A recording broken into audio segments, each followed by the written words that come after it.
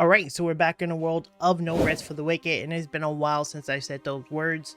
But yeah, we are back in the world with No Rest for the Wicked because we have a pretty massive update coming called Into the Breach.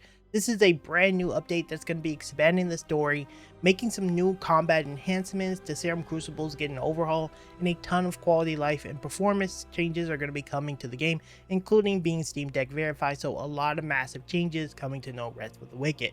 There has been a lot of changes since the last time we talked about this game, so in this video we're just going to be going over all those changes just so you guys have a better idea what to expect from the update. And before we do that though, I did want to give you guys a little bit of insight what's been happening since the last year of No Rest for the Wicked, the development cycle, and why things have been taking a little bit long. Now for those of you who need a refresher on Moon Studios is a studio known for a handful of games. You should be very familiar with it.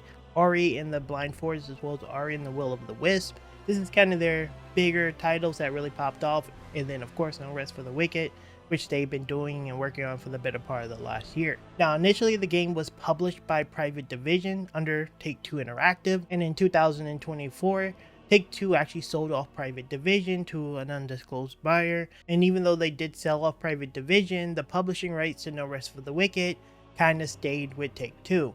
Now, Moon Studios has been negotiating with Take-Two for the better part of the last year, and I believe recently in March of 2025, they recently were able to become fully independent and actually continue to take over the game, and that's kind of where we kind of been with No Rest for the Wicked.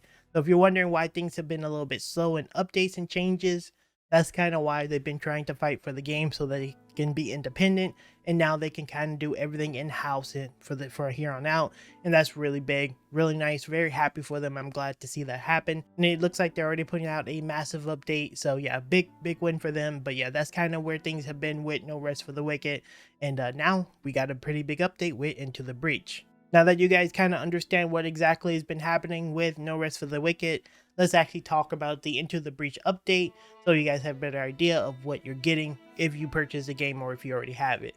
So Into the Breach is an update for No Rest for the Wicked that's going to be launching on April the 30th, so about 24 hours after you see this video, the game should be out. And this is going to be expanding the game pretty big. From what I can tell, it's going to be doubling the size of the game in terms of like scope and everything. So first off, there's going to be expansion on the world overall. There's going to be the Lowland Meadows, the Marin Woods, as well as the Marin Village. These are handcrafted areas that should be doubling the size of the map overall. A little bit more detail on these locations. The Lowland Meadows is going to be southeast of Sacrament. This is like a herb-rich, lush landscape characterized by huge hills and vibrant greenery. There's going to be abundant flora and harvesting for crafting and things of the sort. And then there's going to be new enemy types, including the Timberite as well as the Rust Reavers. There's also supposed to be a unique dynamic called the Spilled Blood system, which it can make the area infected, making enemies more tougher with the pestilence in the area. The foes are going to be tougher, and then they're going to be offering unique loot, so this is going to be a really cool system. We're also going to see the Marin Woods. This is going to be accessible from the northwestern part of Sacrament. This is a dense, shadowy forest teeming with life and danger. This features a brand new faction called the Harvesters, who has a presence here in the overworld, and this introduced new enemy types like the Coarse Treaders as well as the Stalker J. Not really sure what these enemy types bring to the table, but they do look pretty cool, so this is going to be a whole new area.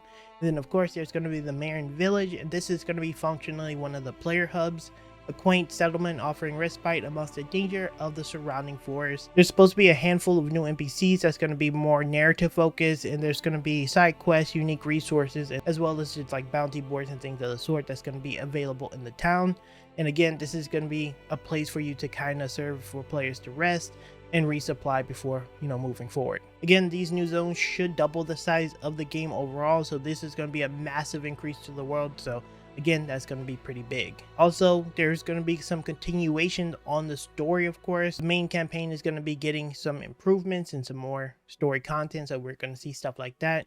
And then we're going to be meeting new character called Odessia's godmother, Imgrad, and more other people for the narrative driven part of the game, so the lore should be a little bit deeper. Moving on to a little bit more of the combat focused stuff, because that's what I'm most interested in, because I love making builds, especially for this game.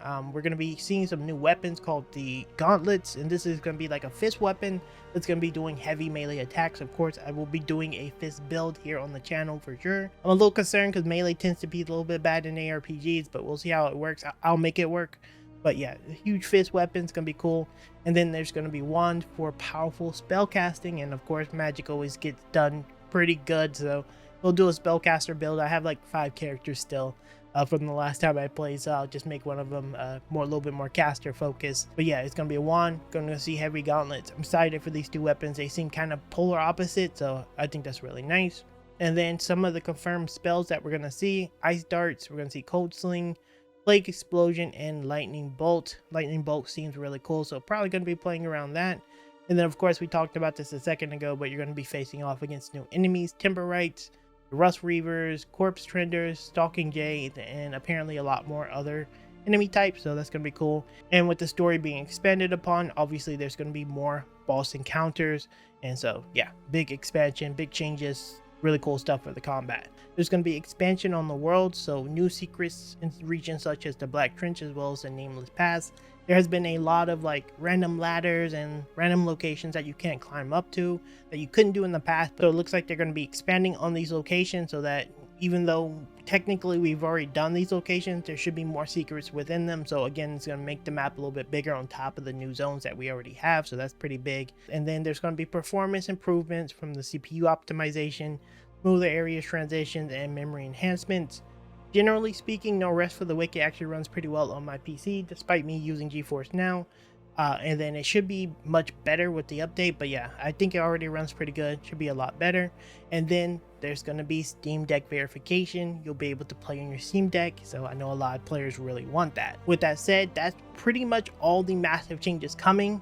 I know there's some things that are absent because I see it a lot, and I know a lot of players may want to know this, but some things that I haven't had any information suggesting or we haven't seen is there's no console play. I know I see this almost constantly every time I go look at any video for No Rest for the Wicked. Like half the comments are players want to play console. From what I can tell as of right now, I haven't seen any indication that there will be console play. So for my console players, you're gonna have to wait a little bit longer. Hopefully they can get it implemented soon. But yeah, no console play. Sorry guys, just unfortunate. The other thing is, from what I can tell, once again, there is no co-op play. I know a lot of my friends are waiting for co-op play to be able to actually jump in and play again. But yeah, no co-op play, no console play.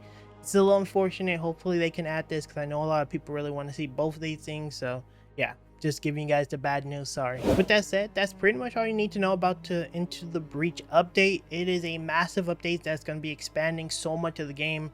I'm super excited to try out the fizz weapons and just see what it brings to the table. Hopefully it's good. Hopefully they fix the armor and the evasion stuff. I haven't played the game in a while, so I'm not really sure what the updates have been since then. Feel free to leave them in the comments of anything major that I should have known since March of last year. But yeah, the update looks really cool. I'm going to be playing it pretty heavily here on the channel. Expect some guides. Anyway guys, thank you so much for watching. Don't forget to leave me a like as well as subscribe to the channel. Join the Discord. We're probably going to do a giveaway for No Rest for the Wicked for those of you who haven't been able to jump in and get a copy of it. So join the Discord, check out the giveaway channel. We'll probably do that. And yeah, I'll see you guys in the next video very, very soon.